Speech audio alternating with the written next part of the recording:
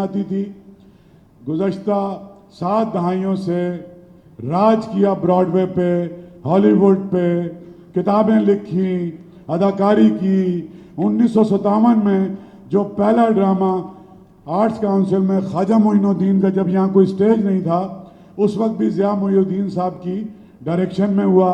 بے شمار انگریزی ڈرامے کیے, انگریزی فلمیں کیں.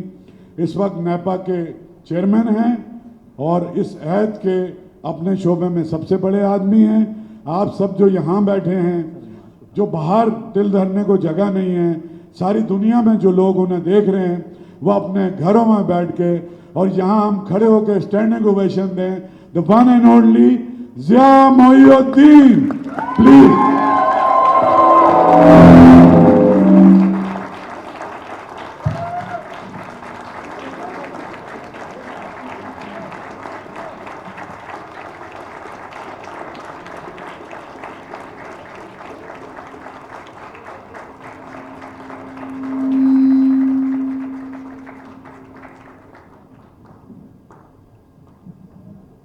صاحبوں اور صاحبات، مزاح صرف قہقہی پہ پیدا نہیں کرتا. بعض اوقات ظرافت آپ کے ہونٹوں پہ, آپ کے لبوں پہ ایک ہلکی سی تبسم کی لہر لے آتا ہے. اور یہ بھی واقعہ ہے کہ ظرافت سے محظوظ ہو کر آنکھوں میں ایک خاص قسم کی چمک آ جاتی ہے. چونکہ آج ہم دیکھ رہے ہیں, ذرا مائکروفون کو صحیح کیجئے, بہت ایکھو ہے اس میں, یہ فیڈ بیک ہے بہت زیادہ مائکروفون میں. ایسی گونج ہے جو لوہاری دروازے کے باہر جب مائکروفون لگا کرتا تھا تو ایسی ہی نیا مائکروفون تھا. تو سب سے پہلے میں مرزا فرحت اللہ بیگ کا ایک مضمون کا ایک حصہ سناتا ہوں. یہ تقریباً 100 سال سے پہلے لکھا گیا. فرحت اللہ بیگ اردو کے چوٹی کے انشا پردازوں میں سے تھے, اور انہوں نے اپنے استاد نذیر احمد صاحب کی زندگی کے حالات لکھے, لیکن ظرافت کے مہین پردے میں لپیٹ کر.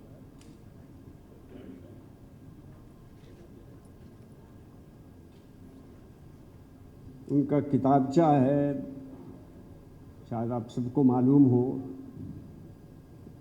منشی نذیر احمد کی کہانی, کچھ ان کی کچھ میری زبانی. لیجیے مولوی صاحب کا حلیہ سنیے. رنگ سانولا مگر روکھا, قد خاصا اونچا تھا مگر چوڑان نے لمبان کو دبا دیا تھا. دوہرا بدن تھا, گدرا ہی نہیں بلکہ موٹاپے کی طرف قدرے مائل. فرماتے تھے کہ بچپن میں ورزش کا شوق تھا, ورزش چھوڑ دینے سے بدن مرمروں کا تھیلا ہو جاتا ہے. بس یہی کیفیت تھی. بھاری بدن کی وجہ سے چونکہ قد ٹھگنا معلوم ہونے لگتا تھا, اس کا تکملہ اونچی ترکی ٹوپی سے کر لیا جاتا تھا. کمر کا پھیر ضرورت سے زیادہ تھا, تو اس قدر بڑھ گئی تھی کہ گھر میں اظہار بند باندھنا قطعی ضرورت نہیں بلکہ تکلیف دہ سمجھا جاتا تھا. ایک گرہ کو کافی خیال کر لیا جاتا تھا. گرمیوں میں تہمت باندھتے, اس کے پلو اڑسنے کی بجائے ادھر ادھر ڈال لیتے تھے, مگر اٹھتے وقت بہت احتیاط کرتے تھے. اول تو قطب بنے بیٹھے رہتے, اگر اٹھنا ہو تو پہلے اندازہ کر لیتے تھے کہ فی الحال اٹھنے کو ملتوی کیا جا سکتا ہے یا نہیں. اگر ضرورت نے بہت زیادہ مجبور کیا تو اظہار بند کی گرہ یا تہمت کے کونوں کے اڑسنے کا دباؤ توند پر ڈالتے تھے. آنکھیں کے اوپر ایک سایہ افغن سی گھنی بھویں تھی. آنکھوں میں غضب کی چمک تھی. وہ چمک نہیں جو غصے کے وقت نمودار ہوتی ہے, بلکہ یہ وہ چمک تھی جس میں شوخی اور ذہانت کوٹ کوٹ کر بھری تھی. اگر میں ان کو مسکراتی ہوئی آنکھیں کہوں تو بیجا نہ ہوگا. کلہ جبڑا زبردست پایا تھا. جوش میں آ کر جب آواز بلند کرتے تو معلوم ہوتا تھا کہ ترم بج رہا ہے۔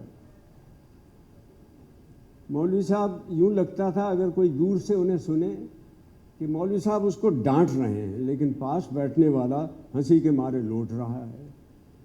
جوش میں آ کر جب آواز بلند کرتے تو یوں لگتا کہ ترم بج رہا ہے، اسی لیے بڑے بڑے جلسوں میں چھا جاتے تھے۔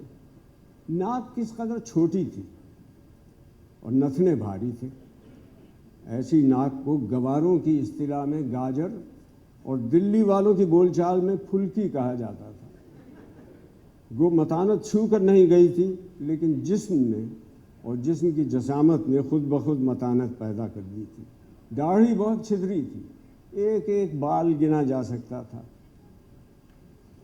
اب رہی لباس کی بحث تو اس کا بھی حال سن لیجیے۔ جن لوگوں نے سٹیج پر ان کو شالی رومال باندھے، کشمیری جبہ یا LLD کا گاؤن پہنے دیکھا ہے، انہوں نے عالی جناب شمس العلماء حافظ ڈاکٹر نذیر احمد خان صاحب LLD کو دیکھا ہے، مولوی نذیر احمد کو نہیں دیکھا۔ ان کے گھر کے باہر اور باہر کے لباس میں زمین آسمان کا فرق تھا۔ مولوی نذیر احمد صاحب کو بہت شوق باہر جانے کرنا ہوتا تو شاید لباس ہوتا ہی نہیں، لباس کی مد ہی ان کے خراجات سے خارج ہو جاتی۔ جب شام کو گھر سے نکلتے تو اکثر سفید کرتا پاجامہ ہوتا اور سفید ہی شفاف اچکن ہوتی۔ جاڑوں میں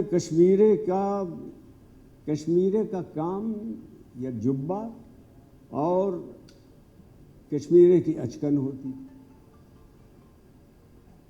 جوتا عام طور پر وہ سلیم شاہی استعمال کرتے تھے، پھر بھی وقت بے وقت کے لیے 2 انگریزی جوتے رکھ چھوڑے تھے۔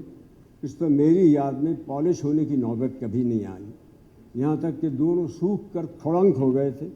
انہی کا پاؤں تھا کہ چینیوں جیسے سخت جوتوں کو برداشت کرتا تھا۔ مولوی صاحب کو جرابوں سے ہمیشہ نفرت تھی، وہ دربار میں جانے کے لیے 2-1 جوڑیاں پاس رہتی تھیں۔ تو یہ تو ہوئے پبلک کے مولوی صاحب، اب ہمارے مولوی صاحب کو دیکھیے۔ ہاں، تو میں تصویر دکھانا چاہتا تھا کس چیز کی؟ مولوی صاحب کے لباس کی، مگر خدا کے فضل سے ان کے جسم پر کوئی لباس ہی نہیں۔ اس کا تذکرہ کیا جائے، نہ کرتا ہے، نہ ٹوپی، نہ پاجامہ، ایک چھوٹی سی تہمت برائے نام کمر سے بندھی ہوئی ہے، بندھی نہیں ہوئی ہے، لپٹی ہوئی ہے، لیکن گرا کے جنجال سے بے نیاز۔ مولوی صاحب کو حقے کا بڑا شوق تھا، لیکن تمباکو ایسا کڑوا پیتے تھے کہ اس کے دھوئیں کی کڑواہٹ سے حلق میں پھندا ڈال دیتی تھی۔ فرش قیمتی تھا، مگر چلم پیسے کی 2 والی، اور نیچا تو خدا کی پناہ اس کے تیار ہونے والی کی تاریخ لوگوں کے دلوں سے مدت کی محو ہو چکی تھی۔ ایک دفعہ ایک صاحب نے نیچا بدلنے کا ارادہ بھی کیا، مگر مولوی صاحب نے نیچے کو جورو کا مترادف دے کر ایسا سخت فقرہ کسا کہ بیچارے ٹھنڈے ہو کر رہ گئے۔ جسم پر جاڑوں میں روئی کی مرزائی، مگر ایسی پرانی کہ اس کی روئی کی گرمی مدت سے مائل، اور مائل میں سردی ہو چکی تھی، اوپر سندلی رنگ کا دھسا پڑا ہوا۔ لیجئے، دیکھا آپ نے ہمارے مولوی صاحب کو؟ 4 بجے اور مولوی صاحب نے آواز دی، پانی تیار ہے؟ جواب ملا تیار ہے۔ تو مولوی صاحب غسل خانے میں گئے، کپڑے بدل، یا یوں کہیے کہ جون بدل کر باہر نکل آئے اور چلے ٹاؤن ہال کو۔ لیجئے، اب یہ ہمارے مولوی صاحب نہیں رہے، اب یہ آپ کے مولوی صاحب ہو گئے۔ مولوی صاحب تجارت بڑے شوق سے کرتے تھے، لین دین بھی سب کچھ کرتے تھے۔ سود لینا وہ جائز سمجھتے تھے، اگر کوئی حجت کرتا تو مارے تعویلوں کے اس کا ناطقہ بند کر دیتے۔ ایک تو حافظ، دوسرے عالم، تیسرے لسان، ان سے بھلا کون بر آ سکتا تھا؟ اور تو اور خود مجھ سے سود لینے کو تیار ہو گئے۔ واقعہ یہ ہے کہ ہم پر متفرق قسم کے قرضے تھے، خیال آیا کہ ایک جگہ سے قرض لے کر ان سب کو ادا کر دیا جائے۔ قرضہ کس سے لیا جائے؟ یہ بڑا ٹیڑھا سوال تھا۔ ہر پھر کر مولوی صاحب ہی پر نظر جاتی تھی۔ آخر ایک دن جی کڑا کر کے میں نے مولوی صاحب سے سوال کر ہی دیا۔ کہنے لگے کتنا روپیہ چاہیے؟ میں نے کہا 12,000۔ بولے ضمانت؟ میں نے کہا وہ چوڑی والوں کا مکان۔ کہنے لگے کتنی مالیت کا ہے؟ میں نے کہا کوئی 60-70 ہزار کا ہوگا۔ کہنے لگے کل قبالہ لیتے آنا۔ میں نے دل میں سوچا چلو چھٹی ہوئی، بڑی جلدی یہ معاملہ پٹ گیا۔ دوسرے دن قبالہ لے کر پہنچا، پڑھ کر کہا ٹھیک ہے مگر بیٹا سود کیا دو گے؟ میں نے کہا مولوی صاحب آپ اور سود؟ یہ ذرا ٹیڑھا سوال تھا۔ کہنے لگے اچھا بیٹا اس میں کیا حرج ہے؟ میں نہ دوں گا تو کسی ساہوکار سے لوگے، اس کو خوشی سے سود دے دو گے، میرا بھی کچھ تم پر حق ہے یا نہیں؟ آخر میں تمہارا استاد ہوں یا نہیں؟ جاؤ شاباش بیٹا، اپنے چچا سے جا کر تصفیہ کرا لاؤ، کل ہی چیک بنگال بینک کے نام لکھے دیتا ہوں۔ میں نے پھر عرض کی کہ مولوی صاحب لوگ کیا کہیں گے کہ مولوی ہو کر سود لیتے ہیں، اور لیتے ہیں کس سے؟ اپنے شاگردوں سے۔ کہنے لگے اس کی پرواہ نہ کرو، جب مجھ پر کفر کا فتویٰ لگ چکا ہے تو اب مجھے کاہے کا ڈر؟ تمہارے ساتھ یہ رعایت کرتا ہوں کہ اوروں سے تو روپیہ سینکڑا لیتا ہوں سود، تم سے 14 آنے لوں گا۔ میں نے گھر آ کر ذکر کیا تو گھر والوں نے بتایا کہ ہم کو ایک دوسری جگہ سے 8 آنے سینکڑا پر روپیہ مل گیا، اس لیے یہ معاملہ یوں ہی رہ گیا۔ ایک روز مولوی صاحب معلقات پڑھا رہے تھے، جب امرو بن کلثوم کا قصیدہ تھا اور اس کے شعر پر پہنچے کہ ابا ہند فلا تعجل علینا، تو بہت ہنسے، کتاب رکھ دی اور ہنستے ہنستے لوٹ گئے۔ ہماری سمجھ میں نہ آیا کہ الہی ماجرا کیا ہے، شعر میں تو کوئی ایسی خاص ہنسی کی بات نہیں، کہ مولوی صاحب کو یہ کیا مرض اٹھا ہے۔ آخر جب ہنسنے کا ذرا دور کم ہوا تو ہم نے وجہ دریافت کی۔ مولوی صاحب پھر ہنسنے لگے، تھوڑی دیر کے بعد سنبھل کر بولے میاں بعض شعر قصہ طلب ہوتے ہیں، یہ شعر میری زندگی کے قصے کا آغاز ہے، اچھا لو سناتا ہوں، مگر پہلے تمہید سن لو۔ بھائی ہم بہت غریب لوگ تھے، نہ کھانے کو روٹی نہ پہننے کو کپڑا، تعلیم کا شوق تھا، اس لیے پھرتا پھراتا میں پنجابیوں کے کٹڑے کی مسجد میں آ کر ٹھہر گیا۔ یہاں کے مولوی صاحب بڑے عالم تھے، ان سے پڑھتا اور توکل پر گزارا کرتا۔ مولوی صاحب کے 2-4 شاگرد اور بھی تھے، انہیں بھی پڑھاتے تھے، مجھے بھی پڑھاتے، دن رات پڑھنے کے سوا کوئی اور کام نہ تھا۔ تھوڑے دنوں میں کلام مجید پڑھنے کے بعد میں نے ادب پڑھنا شروع کیا، 4 برس میں معلقات پڑھنے لگا۔ گو میری عمر اس وقت 12 سال کی تھی، مگر قد چھوٹا ہونے کی وجہ سے 9-10 برس کا معلوم ہوتا تھا۔ پڑھنے کے علاوہ میرا کام روٹیوں سمیٹنا بھی تھا۔ صبح ہوئی اور میں چھڑی ہاتھ میں لے کر گھر گھر روٹیاں جمع کرنے نکلا۔ کسی نے رات کی بچی ہوئی دال دے دی، کسی نے قیمے کی لگدی ہی رکھ دی، کسی نے 2-3 سوکھی روٹیوں پر ٹرخا دیا، غرض رنگ برنگ کا کھانا جمع ہو گیا۔ اب مسجد کے پاس ہی عبدالخالق صاحب کا مکان تھا، اچھے کھاتے پیتے آدمی تھا، ان کے ہاں میرا قدم رکھنا بہت مشکل تھا۔ ادھر میں نے دروازے میں قدم رکھا، ادھر ان کی لڑکی نے ٹانگ لی۔ جب تک 2 سیر مسالہ مجھ سے پسوا نہ لیتی، نہ گھر سے نکلنے دیتی اور نہ دیتی روٹی کا ٹکڑا۔ خدا جانے کہاں سے محلے بھر کا مسالہ اٹھا کر لے آتی۔ پیستے پیستے ہاتھوں میں گٹے پڑ گئے، جہاں میں نے ہاتھ روکا اس نے بٹا انگلیوں پہ مارا، بخدا جان سی نکل جاتی تھی۔ مولوی صاحب سے کئی دفعہ آ کر شکایت کی، مگر انہوں نے ٹال دیا۔ خبر نہیں مجھ سے کیا دشمنی تھی، ہر بار تاکید کر دیا کرتے تھے کہ عبدالخالق صاحب کے مکان میں ضرور جانا۔ بہرحال مارا دھاڑی، روز وہاں جانا پڑتا اور روز یہی مصیبت جھیلنی پڑتی۔ تم سمجھے بھی کہ یہ لڑکی کون تھی؟ یہ لڑکی وہ تھی جو بعد میں ہماری بیگم صاحبہ ہوئی۔ جب سوچتا ہوں تو پچھلا نقشہ آنکھوں میں پھر جاتا ہے، بے اختیار ہنسی آ جاتی ہے۔ اکثر ہم دونوں پہلی باتوں کو یاد کرتے ہیں، خوب ہنستے تھے، خدا غریق رحمت کرے۔ جیسے بچپن میں شریر تھیں ویسی ہی جوانی میں غریب ہوئیں۔ ان کے مرنے کے بعد ہماری زندگی کا تو مزہ جاتا رہا۔ مولوی صاحب کی کوئی بات نہ تھی جس میں ظرافت کوٹ کوٹ کر بھری نہ ہو، کوئی بیان نہ تھا جو ہنستے ہنستے نہ لٹا دے۔ وہ دوسروں کو ہنساتے تھے اور چاہتے تھے کہ دوسرے اپنی باتوں سے ان کو ہنسائیں۔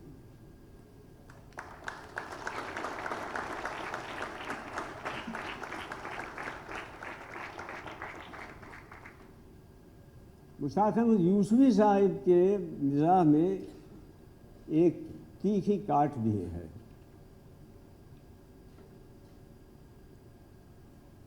جہاں تک رونمائی کا تعلق ہے تو ہم نے زندگی میں صرف ایک ہی رونمائی میں نہ صرف برضا و رغبت بلکہ بدلی فرحت شرکت کی ہے، مگر وہ غیر کتابی رونمائی تھی، یعنی اصلی اور سچ مچ۔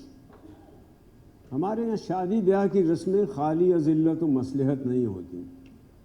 مثلا رونمائی کو لیجئے، دولہا اس وقت تک اپنے چہرے پر سے سہرے کا عیب پوش نقاب ہٹانے کا رسک نہیں لیتا جب تک کہ رسم نکاح قانوناً مکمل نہ ہو جائے اور دلہن کے گواہ اور وکیل آ کر سب کے سامنے یہ اعلان نہ کر دیں کہ دلہن نے قبول کیا۔ اسی طرح دولہا دلہن ایک دوسرے کو پہل عارضی مصحف کے دوران صرف آئینے میں دیکھتے اور ایک دوسرے کی شکل و صورت کو آئینے کی خرابی اور روشنی کی کمی پر محمول کر دیتے ہیں۔ شفیع عقیل صاحب نے جب عذرائے محبت مجھے مجلس صدارت کی دعوت دی تو میں نے عرض کیا کہ مجھے تنقیدی مضمون لکھنا نہیں آتا۔ ساتھ میں یہ بھی کہا کہ دل کے آپریشن کے بعد ڈاکٹروں نے تقریر اور حالات حاضرہ پر غور کرنے یا تبصرہ کرنے کی پرہیز کی تاکید کی ہے۔ میری معذرت کو ناقابل سماعت قرار دیتے ہوئے شفیع عقیل نے فرمایا کہ آپ کی معذوری کے پیش نظر آپ کو زحمت صدارت دی جا رہی ہے، آپ کو قطعاً کچھ نہ کرنا ہوگا نہ کہنا ہوگا، بس ڈائس پر باوقار انداز سے خاموش رہیے گا۔ عرض کیا کہ حضرت آپ مجھے تقریب اجرا کی صدارت کی دعوت دینے آئے ہیں یا صدر مملکت کا آئینی رول ادا کرنے کی؟ کرسی صدارت کا ذکر ہو رہا ہے تو یہ بتائے بغیر نہیں رہ سکتا کہ چند روز پیشتر میں نے ایک محفل میں یہ تجویز پیش کی تھی کہ صدر مملکت کو بڑھ بڑھ کے بولنے اور آئے دن کی مداخلت اور محلاتی ریشہ دوانیوں سے باز رکھنے کی صرف ایک ترکیب ہے، اور وہ یہ کہ اسے مرصع صدارتی کرسی کی بجائے قانوناً ڈینٹسٹ چیئر میں دھانس دیا جائے۔ اس کرسی کی خصوصیت یہ ہے کہ آدمی کو اس میں ایسے پسرواں طریقے سے جکڑ بند کر دیا جاتا ہے کہ یوں لگتا ہے کہ اکڑوں حالت میں لڑکا دیا گیا ہے، یا پھر اسے اتنا منہ کھولنے کو کہا جاتا ہے کہ کوا نظر آنے لگے۔ میں نے کہیں پڑھا ہے کہ وسط افریقہ میں ایک چھوٹی سی قبائلی ریاست ہے جہاں ہر 7 سال کے بعد اس شخص کو بادشاہ بنایا جاتا ہے جو یہ قدیم شرط بخوشی قبول کر لے کہ 7 سال کے بادشاہت کے بعد اس کا روسٹ بنا کر قبیلے کو نوش جان کرایا اور جشن منایا جائے گا۔ مرزا عبدالودود بیگ کا خیال ہے کہ ایشیائی ممالک کے کرپٹ اور ظالم و جابر حکمرانوں کو معزولی کے بعد جلا وطن کر کے وہاں بھیج دیا جائے تاکہ قبیلہ اپنے رسم و رواج کے مطابق قرار واقعی جشن منا سکے۔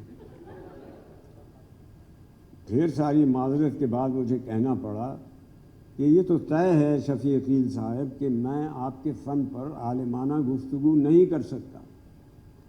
فرمایا میں اپنا تعارف آپ کرانے کے لیے تیار ہوں۔ اس کے بعد انہوں نے اپنا تعارف ایسے ہی خوبصورت طریقے سے کرایا جیسے ایک سردار جی نے کرایا تھا۔ ان کے پڑوس میں ایک حسین خاتون نئی نئی آئی تھی۔ سردار جی کی سمجھ میں نہیں آتا تھا کہ خود کو کس طرح متعارف کرائیں۔ بالآخر ایک ترکیب سوجھی۔ ایک دن وہ گھر کے باہر کھڑی نظر آئی، یہ لپک کر گئے اور چھوٹتے ہی کہنے لگے، دیکھیے جی آپ کی بکری میری گلابوں کی کیاری چر گئی۔ وہ چمک کے بولی، میری تو کوئی بکری نہیں ہے۔ سردار جی بولے، جی تو میری کون سی گلابوں کی کیاری ہے؟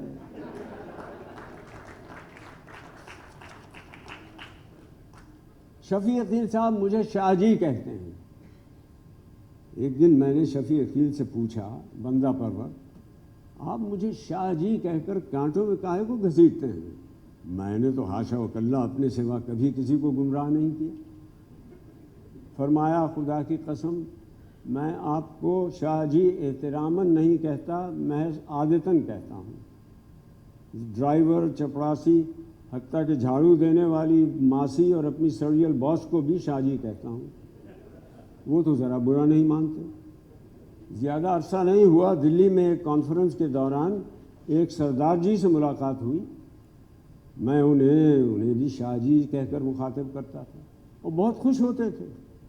وقت رخصت بغلگیر ہوئے اور پھر مجھے اپنی ہڈی توڑ جپھی سے ریلیز کرتے ہوئے بولے، زندگی نے پہلی بار کسی نے عزت سے پکارا ہے، ورنہ سردار جی سنتے سنتے میرے تو کان پک گئے۔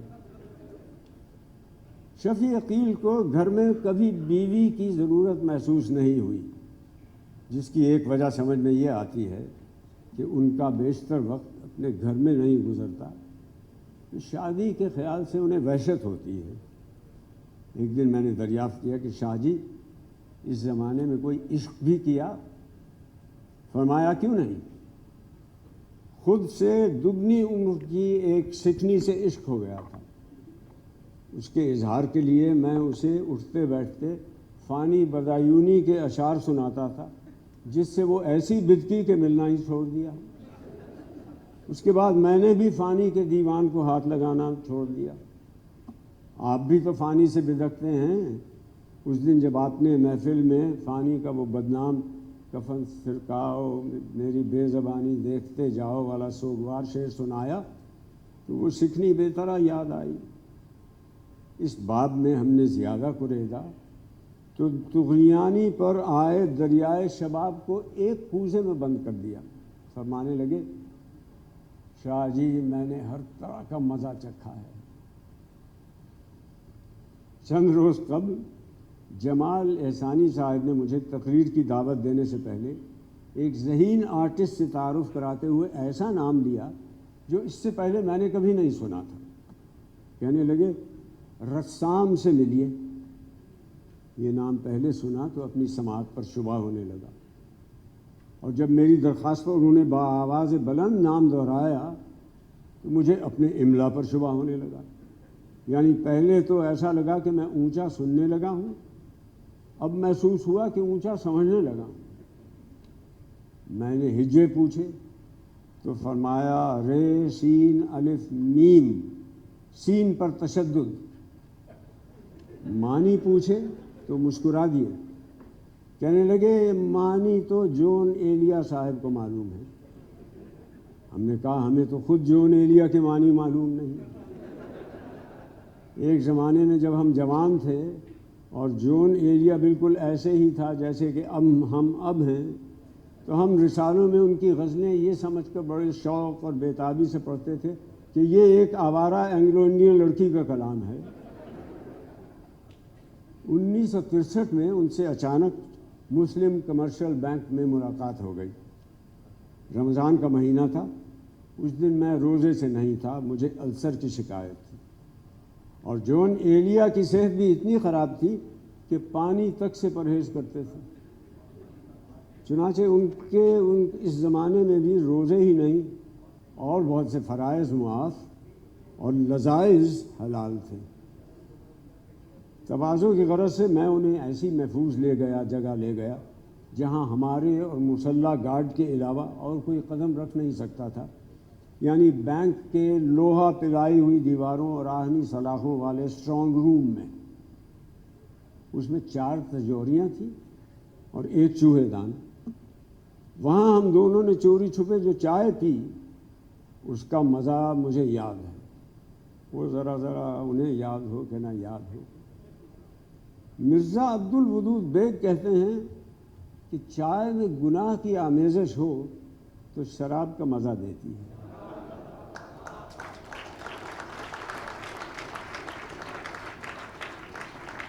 دوران ارتکاب ہم نے جون ایلیا سے ان کے نام کے معنی پوچھے۔ وہ سمجھے کہ ہم طنز کر رہے ہیں، کہنے لگے آپ کو عبرانی آتی ہے؟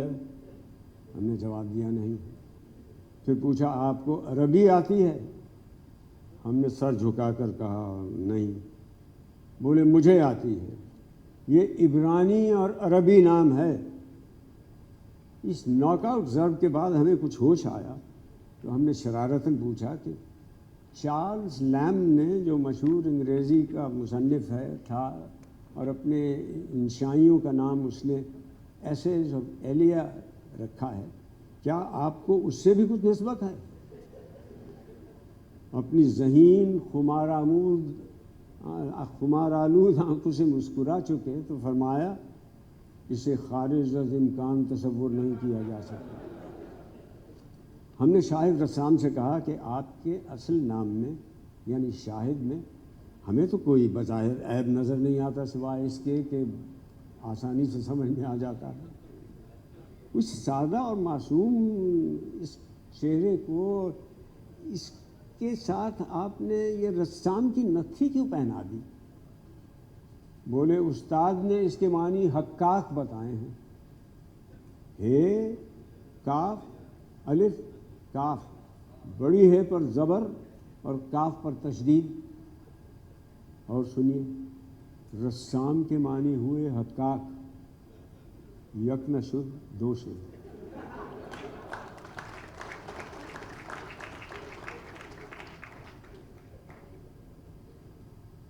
ظرافت کا کوئی پہلو ایسا نہیں ہے جس پہ ابن انشا نے اپنا سکہ نہ جمایا۔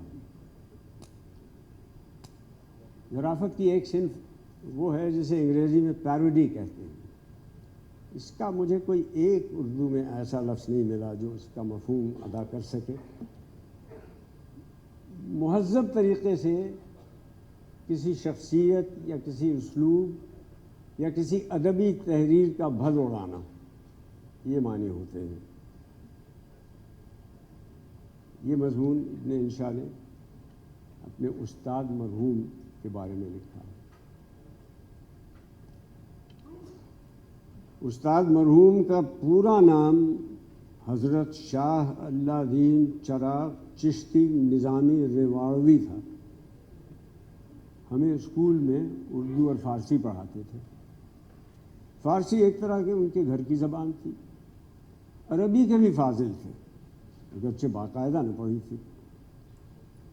ماشاء اللہ، استغفر اللہ، نعوذ باللہ، لا حول ولا قوت الا باللہ، ایسے عربی کے کئی فقرے وہ بے تکان بولتے تھے۔ عربی پر ان کا تو عبور جائے تعجب نہیں۔ ہاں، انگریزی کی لیاقت جو انہوں نے از خود پیدا کی تھی، اس پر راقم کو بھی حیرت ہوتی تھی۔ ایک بار ایک دیہاتی منہ اٹھائے ان کی کلاس میں گھس آیا۔ حضرت نے فوراً انگریزی میں حکم دیا، گیٹ آؤٹ۔ اسے تعمیل کرتے ہی بنی۔ علاقے کا مال افسر انگریز تھا۔ ایک روز اسکول میں نکل آیا اور آدھا گھنٹہ گفتگو کرتا رہا۔ استاد مرحوم برابر سمجھتے رہے اور سر ہلاتے تھے، بیچ بیچ میں موقع بہ موقع یس یس اینڈ پلیز پلیز بھی کہتے جاتے تھے۔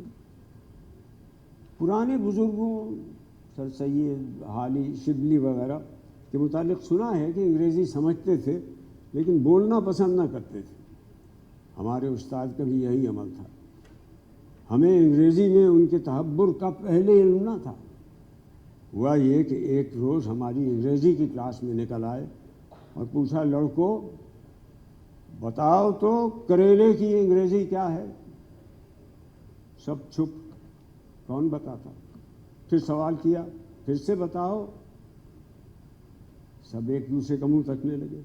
آخر استاد مرحوم نے بتایا اور انگلش ٹیچر کھول کر اس کی تصدیق بھی کرا دی۔ یہ کتاب جو انگریزی کے علم کا قاموس ہے، سفر اور حضر، ہر وقت استاد مرحوم کے ساتھ رہتی تھی، اور بڑے بڑے انگریزی دان ان کے سامنے آنے سے کتراتے تھے کہ جانے کب کس ترکاری کا انگریزی نام پوچھ لیں۔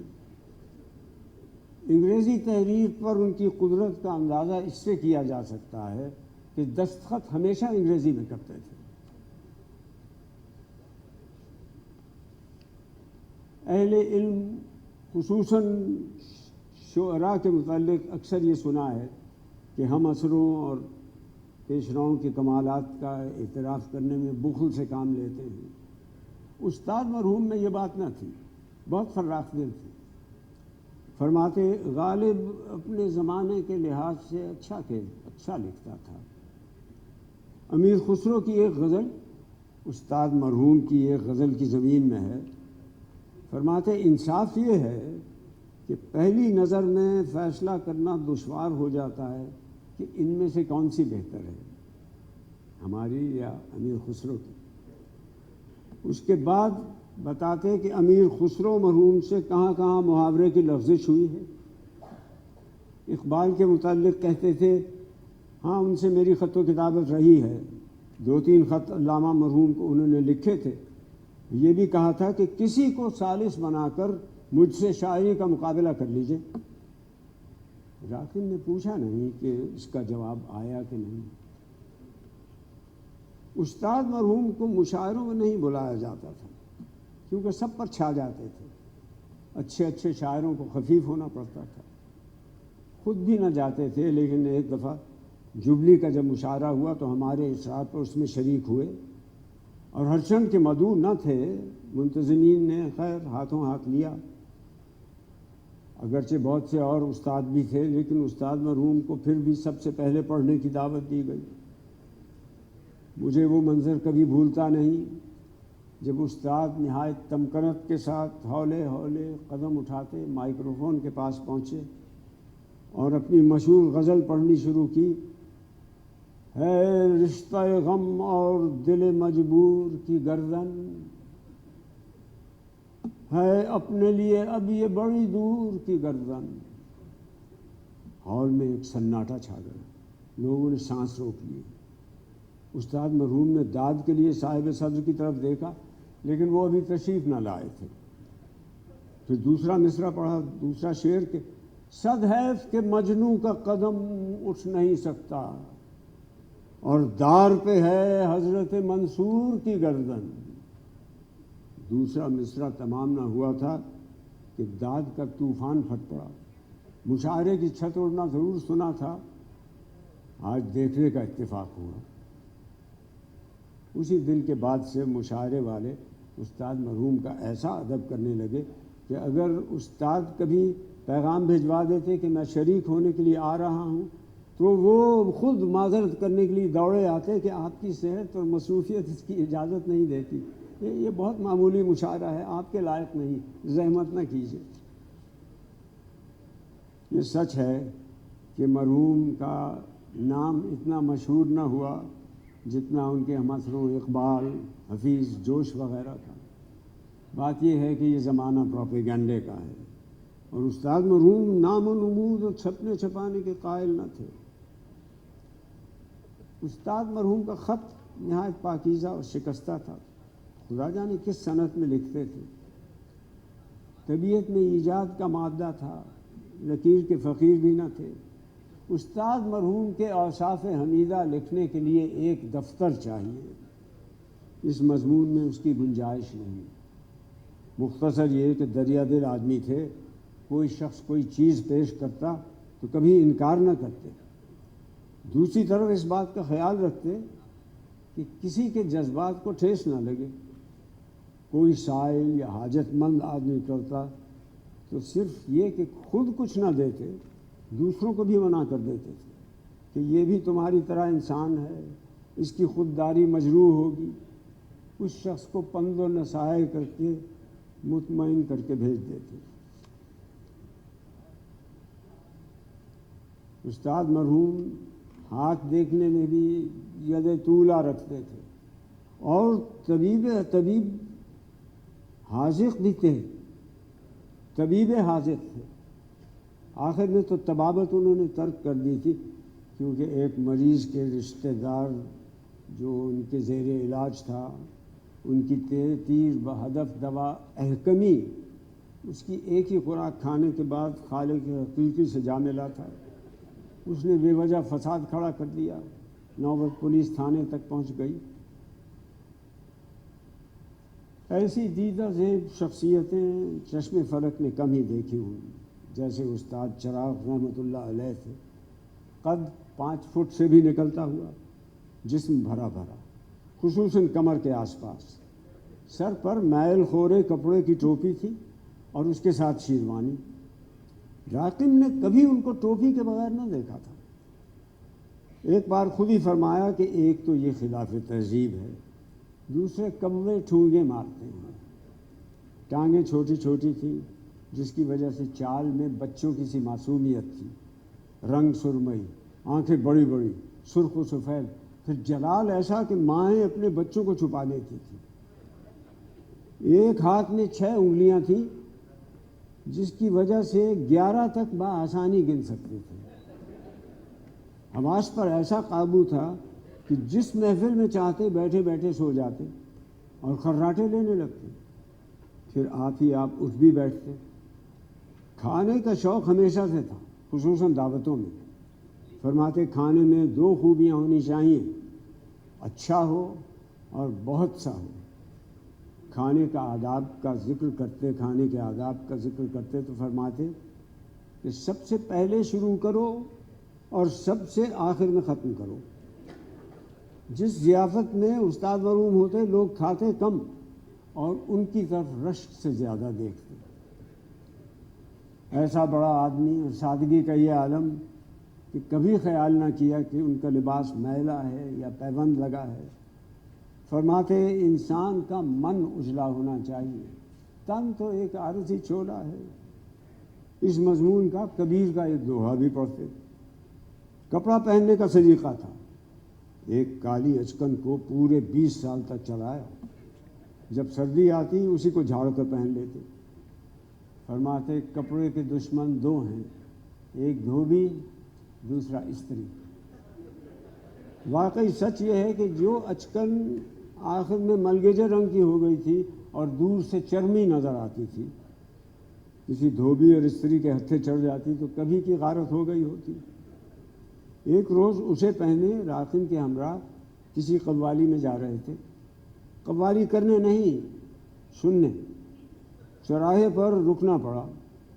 ایک مرد شریف نے نہ جانے کیا خیال کر کے ان کے ہاتھ پر ٹکا رکھ دیا. راقم کچھ کہنے ہی کو تھا کہ استاد مرحوم نے اشارے سے منع کر دیا اور ٹکا جیب میں ڈال دیا. یہی حال جوتے کا تھا. فرماتے تھے کہ جوتا ایسی چیز ہے کہ کبھی ناکارہ ہو ہی نہیں سکتا. تلا پھٹ جاتا تو نیا لگوا لیتے. استاد مرحوم یوں تو اپنے سبھی شاگردوں سے محبت کرتے تھے، لیکن راقم سے ان کو ربط خاص تھا. فرماتے میرے علم و فضل کا صحیح جانشین تو ہوگا. رات کا کھانا اکثر راقم کے ساتھ کھاتے اور وقت کی پابندی کا بہت لحاظ رکھتے. اس درجہ کہ ادھر ہم دسترخوان پہ بیٹھے، ادھر استاد مرحوم پھاٹک سے نمودار ہوئے. ایک دن فرمایا ایک بات کہوں. راقم نے عرض کیا فرمائیے. بولے جھوٹ تو نہ سمجھو گے؟ راقم نے کہا خانہ زاد کی کیا مجال ہے. فرمایا تو کان کھول کر سنو. میری نظر میں تم جوش، جگر وغیرہ بلکہ آج کل کے سب شاعروں سے اچھا لکھتے ہو. راقم نے آبدیدہ ہو کر کہا کہ میں کس قابل ہوں. ان کے ہاتھ کو بوسہ بھی دیا اور پھر کہا کہ یہ سب آپ کا فیض ہے، ورنہ بندہ تو کچھ بھی نہیں کر سکتا۔ آپ کو اسی سے اندازہ ہو جائے گا کہ استاد مرحوم کی نظر کتنی گہری اور رائے کتنی صائب تھی۔ کچھ ایسے بھی تھے جنہوں نے کہا یہ بات کہ شاید استاد نے فقط تمہارا دل بڑھانے کو ایسا کہا ہے، ان سے راکن کیا بحث کرتا۔ استاد مرحوم کے خاندان کی کیفیت بھی مختلف الفاظ میں، مختصر الفاظ میں کر دوں تو اچھا ہی ہے۔ 4 شادیاں تھیں، 5ویں عمر بھر نہ کی، کیونکہ شرع سے انحراف منظور نہ تھا۔ آہ بھر کر فرماتے کہ جب تک چاروں زندہ ہیں ایک اور کیسے کر لوں۔ شرع میں 4 کی اجازت بھی اس شرط کے ساتھ ہے کہ سلوک یکساں ہو۔ سو الحمدللہ کہ 4 بیویوں کا سلوک ان سے یکساں تھا، لیکن استاد بھی ایسے صابر تھے کہ کبھی حرف شکایت زبان پر نہ لائے۔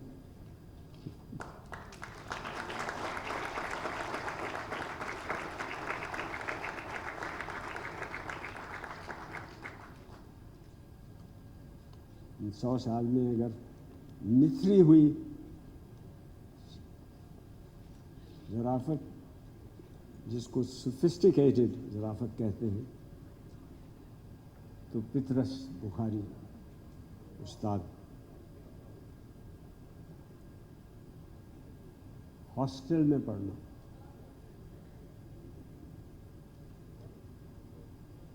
ہم نے کالج میں تعلیم تو ضرور پائی اور رفتہ رفتہ BA بھی پاس کر لیا، لیکن اس نصف صدی کے دوران میں جو کالج میں گزارنی پڑی، ہاسٹل میں داخل ہونے کی اجازت ہمیں صرف ایک ہی دفعہ ملی۔ خدا کا یہ فضل کب ہم پر نازل ہوا، یہ سوال ایک داستان کا محتاج ہے۔ جب ہم نے انٹرنس پاس کیا تو مقامی اسکول کے ہیڈ ماسٹر صاحب خاص طور پر ہمیں مبارک دینے کے لیے آئے۔ قریبی رشتہ داروں نے دعوتیں کی، محلے والوں نے مٹھائی بٹی، اور گھر والوں پر یکلخت اس بات کا انکشاف ہوا کہ وہ لڑکا جسے وہ آج تک بیکار اور نالائق فرزند سمجھتے رہے، دراصل لامحدود قابلیتوں تک کا مالک ہے، جس کی نشو و نما پر آنے والی نسلوں کی بہبودی کا انحصار ہے۔ چنانچہ ہماری آئندہ زندگی کے متعلق تجویزوں پر غور ہونے لگا۔ 3rd ڈویژن میں پاس ہونے کی وجہ سے یونیورسٹی نے ہم کو وظیفہ دینا مناسب نہ سمجھا، کہ چونکہ ہمارے خاندان نے خدا کے فضل سے آج تک کسی خاندان کے آگے ہاتھ نہ پھیلایا تھا، وظیفہ نہ ملنا بھی فخر و مباحات کا باعث بن گیا۔ ہمارے خاندان میں فالتو روپے کی بہتات تھی، اس لیے بے تکلف یہ فیصلہ کر لیا گیا کہ نہ صرف ہماری بلکہ ملک و قوم کی بہتری کے لیے ضروری ہے کہ ایسے ہونہار طالب علم کی تعلیم جاری رکھی جائے۔ اس بارے میں ہم سے بھی مشورہ کیا گیا۔ عمر بھر میں اس سے پہلے ہمارے کسی معاملے میں ہم سے رائے طلب نہ کی گئی، لیکن اب تو حالات بہت مختلف تھے۔ اب تو ایک ایماندار منصف یعنی یونیورسٹی ہماری بیدار مغزی کی تصدیق کر چکی تھی، اب بھلا ہمیں کیوں کر نظر انداز کیا جا سکتا تھا۔ ہمارا مشورہ یہ تھا کہ ہمیں فوراً ولایت بھیج دیا جائے، کیونکہ ہم نے بہت سے مختلف لیڈروں سے یہ سن رکھا ہے کہ ہندوستان کا طریقہ تعلیم بہت ناقص ہے۔ لیکن ہماری تجویز کو فوراً رد کر دیا گیا، کیونکہ ولایت بھیجنے کے لیے ہمارے شہر میں کوئی روایت موجود نہ تھی۔ ہمارے گرد و نواح میں کسی کا لڑکا ابھی تک ولایت نہ گیا تھا۔ اس کے بعد پھر ہم سے رائے طلب نہ کی گئی، اور والد صاحب اور ہیڈ ماسٹر صاحب اور تحصیلدار صاحب نے مل کر یہ فیصلہ کیا کہ ہمیں لاہور بھیج دیا جائے۔ لاہور کا ذکر سن کر ہمیں سخت مایوسی ہوئی، لیکن جب ادھر ادھر کے لوگوں سے لاہور کے حالات سنے تو معلوم ہوا کہ لندن اور لاہور میں قطعی فرق نہیں ہے۔ جب لاہور کا جغرافیہ اچھی طرح ذہن نشین ہو گیا تو پھر ہم نے اپنی زندگی کا پروگرام وضع کرنا شروع کر دیا، اور اس میں اس بات کا خاص طور پہ خیال رکھا کہ لکھنے پڑھنے کی جگہ تو ضرور ہونی چاہیے، لیکن ایک مناسب حد تک، تاکہ طبیعت پر کوئی ناجائز بوجھ نہ پڑے۔ تحصیلدار صاحب اور ہیڈ ماسٹر صاحب کی نیک نیت یہیں تک محدود نہ تھی۔ اگر وہ ایک عام قسم کا مشورہ دے دیتے کہ لڑکے کو لاہور بھیج دیا جائے تو یہاں تک تو ٹھیک تھا، لیکن انہوں نے تو تفصیلات میں دخل دینا شروع کر دیا اور ہاسٹل کی زندگی اور گھر کی زندگی کا مقابلہ کر کے ہمارے والد پر یہ ثابت کر دیا کہ گھر پاکیزگی اور طہارت کا ایک کعبہ ہے اور ہاسٹل گناہ اور معصیت کا ایک دوزخ ہے۔ چنانچہ گھر والوں کو سوچنے کی یہ عادت پڑ گئی کہ لڑکے کو کالج میں تو داخل کرا دیا جائے لیکن ہاسٹل میں نہ رکھا جائے۔ کالج ضرور مگر ہاسٹل ہرگز نہیں، کالج مفید مگر ہاسٹل مضر۔ اس سے وہ جو تحصیل علم کا ایک ولولہ سا ہمارے دل میں اٹھ رہا تھا وہ کچھ بیٹھ سا گیا۔ ہم نے سوچا کہ یہ ماموں لوگ اپنی سرپرستی کے ضامن میں والدین سے بھی زیادہ سختی برتیں گے، جس کا نتیجہ یہ ہوگا کہ ہماری دماغی قوتوں کو پھلنے پھولنے کا موقع نہ ملے گا۔ چنانچہ وہی ہوا جس کا ڈر تھا۔ ہم روز بروز مرجھاتے گئے، ہمارے دماغ پر پھپھوندی سی جمنے لگی۔ سنیما جانے کی اجازت کبھی مل جاتی تھی مگر اس شرط پر کہ بچوں کو بھی ساتھ لے کے جاؤ۔ اب بھلا اس طریقے سے اس صحبت میں بھلا بچوں سے سنیما میں کیا عکس کیا جا سکتا ہے؟ ہمارے ماموں کا ایک قول تھا، تیرنا ہمیں کبھی نہ آیا، کیونکہ ہمارے ماموں کا قول یہ تھا کہ ڈوبتا وہی ہے جو تیراک ہو، جسے تیرنا نہ آتا ہو وہ پانی میں گھستا ہی نہیں۔ گھر پر آنے جانے والے دوستوں کا انتخاب ماموں کے ہاتھ میں تھا۔ کوٹ کس طرح کا پہنا جائے، کتنا لمبا ہو، ماموں بتاتے تھے۔ بال کتنے لمبے رکھے جائیں، اس کے متعلق ہدایات بہت کڑی تھی۔ یہ سپاہیانہ زندگی ہمیں بالکل راس نہ آئی۔ چنانچہ جب گرمیوں کی تعطیلات میں میں وطن واپس آیا تو چند مؤثر تقریریں اپنے دماغ میں تیار کر رکھی۔ گھر والوں کو ہاسٹل پر سب سے بڑا اعتراض یہ تھا کہ وہاں کی آزادی نوجوانوں کے لیے ازحد مضر ہوتی ہے۔ اس غلط فہمی کو دور کرنے کے لیے ہزارہ واقعات ایسے تصنیف کیے جس سے ہاسٹل کے قواعد کی سختی ان پر اچھی طرح روشن ہو جائے۔ سپرنٹینڈنٹ صاحب کے ظلم کی چند مثالیں رقت انگیز اور حیبت خیز پیرائے میں سنائیں۔ آنکھیں بند کر کے ایک آہ بھری کہ بیچارے اشفاق کو دیکھ لیجئے۔ ایک دن شام کے وقت بیچارہ ہاسٹل واپس آ رہا تھا، چلتے چلتے پاؤں میں موچ آ گئی۔ صرف 5 منٹ دیر سے پہنچا، صرف 5 منٹ۔ بس صاحب اس پر سپرنٹینڈنٹ صاحب نے فوراً تار دے کر اس کے والد کو بلوایا، پولیس سے تحقیقات کرنے کو کہا اور مہینے بھر کے لیے اس کا جیب خرچ بند کر دیا۔ لیکن یہ واقعہ سن کر گھر والے سپرنٹینڈنٹ صاحب کے مخالف ہو گئے۔ ہاسٹل کی خوبی ان پر واضح نہ ہوئی۔ اگلی گرمیوں کی چھٹیوں میں جب ہم گھر گئے تو ہم نے ایک آدھ نیا ڈھنگ اختیار کیا۔ اب کہ ہم نے اس موضوع پر لیکچر دیا کہ جو شخص ہاسٹل کی زندگی سے محروم ہو اس کی شخصیت نامکمل رہ جاتی ہے۔ ہاسٹل سے باہر شخصیت پنپنے نہیں پاتی۔ جب ہم 1.5 مہینے تک شخصیت اور ہاسٹل کی زندگی پر اس کا انحصار، ان 2 مضمونوں پر وقتاً فوقتاً اپنے خیالات کا اظہار کرتے رہے تو ایک دن والد نے پوچھا، تمہارا شخصیت سے آخر مطلب کیا ہے؟ میں نے کہا دیکھیے نا، مثلا ایک تو طالب علم ہے، وہ کالج میں پڑھتا ہے، اب ایک اس کا دماغ ہے، ایک اس کا جسم ہے، جسم کی صحت ضروری ہے اور دماغ کی صحت بھی ضروری ہے۔ اب اگر دماغ خراب ہو جائے، دماغ آدمی کی جسمانی صحت بالکل خراب ہو، نہ دماغ تو بیمار نہ ہو ورنہ بالکل آدمی خپتی ہو جاتا ہے۔ مگر دیکھیے نا، اگر ایسا ہو کہ اگر شخصیت ایک ایسی شخص کی شخصیت، ورنہ یعنی ٹھہریے میں 1 منٹ میں آپ کو بتاتا ہوں۔ 1 منٹ کی بجائے والد نے مجھے آدھ گھنٹے کی مہلت دی، جس کے دوران میں وہ خاموشی کے ساتھ میرے جواب کا انتظار کرتے رہا۔ اس کے بعد میں وہاں سے اٹھ کر چلا آیا۔ 3-4 دن کے بعد مجھے اپنی غلطی کا احساس ہوا۔ مجھے شخصیت نہیں کہنا چاہیے تھا، سیرت کہنا چاہیے تھا۔ سیرت کے لفظ سے نیکی ٹپکتی ہے، چنانچہ میں نے سیرت کو اپنا تکیہ کلام بنا لیا، اور یہ بھی مفید ثابت نہ ہوا۔ والد کہنے لگے کیا سیرت سے تمہارا مطلب چال چلن ہے یا کچھ اور؟ میں نے کہا چال چلن ہی کو لے لیجئے۔ والد نے پوچھا اور یہ چال چلن ہاسٹل میں رہنے سے بہت اچھا ہو جاتا ہے؟ میں نے نسبتاً نحیف آواز میں کہا جی ہاں۔ والد نے کہا یعنی ہاسٹل میں رہنے والے طالب علم نماز روزے کے زیادہ پابند ہوتے ہیں، ملک کی زیادہ خدمت کرتے ہیں، سچ زیادہ بولتے ہیں، نیک زیادہ ہوتے ہیں؟ میں نے کہا جی ہاں۔ والد نے کہا وہ کیوں؟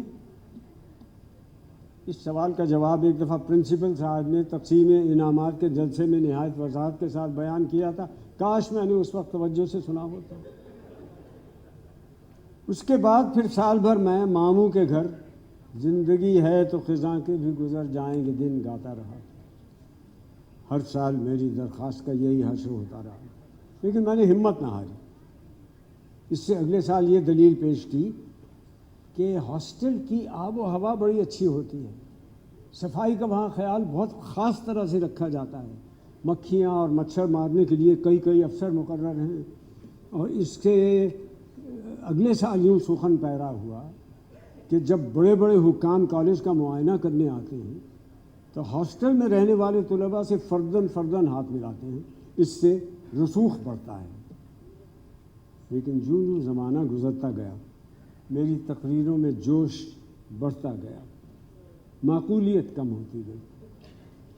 شروع میں ہاسٹل کے مسئلے پر مجھ سے باقاعدہ والدین بحث کیا کرتے تھے، کچھ عرصے کے بعد یک لفظی انکار کا رویہ اختیار کر لیا انہوں نے، اور آخر میں تو یہ نوبت آن پہنچی کہ ہاسٹل کا نام سنتے ہی سب لوگ ایک طنز آمیز قہقہے کے ساتھ مجھے تشریف لے جانے کا حکم دے دیتے تھے۔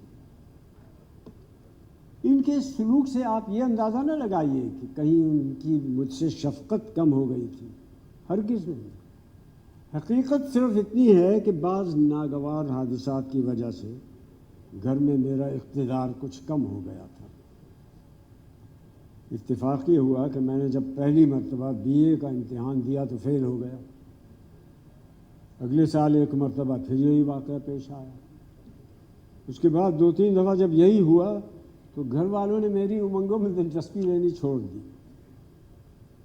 میں پہلے سال BA میں کیوں فیل ہوا اس کا سمجھنا بہت آسان ہے۔ BA میں ہمارے مضامین انگریزی، تاریخ اور فارسی قرار پائے۔ BA میں ایک تو انگریزی میں فیل ہوا، خیر وہ تو ہونا ہی تھا کیونکہ انگریزی ہماری مادری زبان نہیں، لیکن فارسی میں بھی فیل ہو گیا اور تاریخ میں بھی۔ فارسی میں کسی ایسے شخص کا فیل ہونا جس کا تعلق ایک علم دوست خاندان سے ہو سب لوگوں کے لیے حیرت کا موجب ہوا، اور سچ پوچھیے تو ہمیں بھی بہت ندامت ہوئی۔ لیکن یہ ندامت اگلے سال دھل گئی کیونکہ اگلے سال ہم فارسی میں پاس ہو گئے، اس سے اگلے سال تاریخ میں پاس ہو گئے، اور اس سے اگلے سال انگریزی میں۔ اب قاعدے کی روح سے ہمیں BA کا سرٹیفکیٹ مل جانا چاہیے تھا، لیکن یونیورسٹی کی اس طفلانہ ضد کا کیا علاج کہ تینوں مضمونوں میں بیک وقت پاس ہونا ضروری ہے۔ ہم نے جب بہت غور کیا اس بے قاعدہ تجویز پر اور اس بے معنی قواعد پر تو اس نتیجے پر پہنچے کہ 3 مضمونوں میں بیک وقت پاس ہونا فی الحال مشکل ہے۔ پہلے 2 میں پاس ہونے کی کوشش کرنی چاہیے۔ چنانچہ پہلے سال ہم انگریزی اور فارسی میں پاس ہو گئے، دوسرے سال فارسی اور تاریخ میں۔ اتنی دفعہ امتحان دے چکنے کے بعد جب ہم نے اپنے تینوں نتیجوں کو سامنے رکھا تو غور کیا کہ غم کی یہ رات اب ختم ہونے والی ہے۔ ہم نے دیکھا کہ اب ہمارے فیل ہونے کا صرف ایک ہی طریقہ باقی رہ گیا ہے، وہ یہ کہ فارسی میں فیل ہو جائیں، لیکن اس کے بعد تو پاس ہونا لازم ہے۔ ہر سال جب امتحان کے بعد میں گھر آتا تو والدین کو نتیجے کے لیے پہلے ہی تیار کر رکھتا، رفتہ نہیں بلکہ یکلخت اور فوراً۔ رفتہ تیار کرنے سے خواہ وقت ضائع ہوتا ہے اور پریشانی مفت میں طول کھینچتی ہے۔ چنانچہ اب کے سال بھی یہی ہوا گھر پہنچتے ہی ہم نے حسب دستور اپنے فیل ہونے کی پیشین گوئی کر دی. دل کو تسلی تھی کہ بس یہ آخری موقع ہے، اگلے سال ایسی پیشین گوئی کرنے کی نوبت نہ آئے گی، ضرورت ہی نہ ہوگی. ساتھ ہی خیال آیا کہ وہ ہاسٹل کا قصہ پھر سے شروع کرنا چاہیے، اب تو صرف 1 سال باقی رہ گیا ہے. سو آخری درخواست کرنے سے پہلے میں نے تمام ضروری مسالہ بڑی احتیاط سے جمع کیا. اعداد و شمار سے ثابت کیا کہ یونیورسٹی میں جتنے لڑکے پاس ہوتے ہیں ان میں سے اکثر ہاسٹل میں رہتے ہیں، اور یونیورسٹی کا کوئی وظیفہ یا تمغہ تو ایسا ہے ہی نہیں جو ہاسٹل سے باہر گیا ہو. والد کا انکار یہ سنتے ہی کچھ غور و خوض میں تبدیل ہو گیا، لیکن پھر بھی ان کے دل سے شک رفع نہ ہوا. کہنے لگے میری سمجھ میں نہیں آتا کہ جس لڑکے کو پڑھنے کا شوق ہو وہ ہاسٹل کی بجائے گھر میں کیوں نہیں پڑھ سکتا. میں نے جواب دیا کہ جناب ہاسٹل میں ایک علمی فضا ہوتی ہے جو ارسطو اور افلاطون کے گھر کے سوا کسی اور جگہ دستیاب نہیں ہو سکتی. ہاسٹل میں جسے دیکھو بحر علوم میں غوطہ زن نظر آتا ہے. 200-300 لڑکے ہاسٹل میں رہتے ہیں، لیکن وہ خاموشی طاری ہوتی ہے کہ ایک قبرستان معلوم ہوتا ہے. ہر جگہ لوگ فلسفے اور ریاضی اور تاریخ کی باتیں کرتے ہیں. جن کو ادب انگریزی کا شوق ہے وہ شیکسپیئر کی طرح گفتگو کرنے کی کوشش کرتے ہیں. ریاضی کے طلباء اپنے ہر ایک خیال کو الجبرے کی ادا میں ادا کرنے کی کوشش کرتے ہیں. فارسی کے طلباء رباعیوں. والد نے اجازت دے دی. ہم نے فوراً ان تمام دوستوں کو جن کے بارے میں ہمیں یقین تھا اگلے سال پھر ان سے ملاقات ہوگی یہ مژدہ سنایا کہ ہم تعلیمی زندگی کا ایک وسیع تجربہ لے کر اپنے ساتھ ہاسٹل میں آ رہے ہیں. ہاسٹل کے سپرنٹینڈنٹ صاحب کو، جو کسی زمانے میں ہمارے ہم جماعت تھے،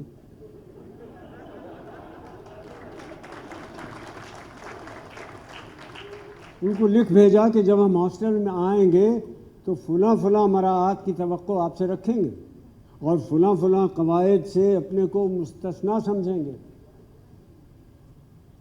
اور یہ سب کچھ کر لینے کے بعد ہماری بدنصیبی دیکھیے کہ جب نتیجہ نکلا تو ہم پاس ہو گئے.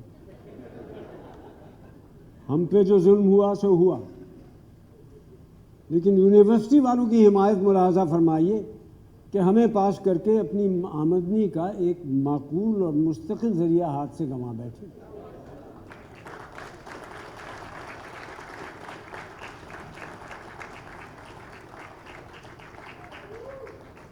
آپ کی توجہ اور آپ کے ذوق کی بے پناہ شکریہ. نوازش.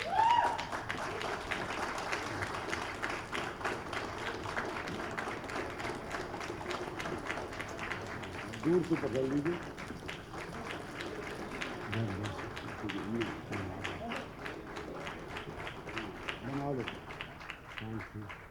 بہت بہت شکریہ. بس اب ہم اپنے عالمی مشاعرے کا آغاز کرنے والے ہیں 10 منٹ میں.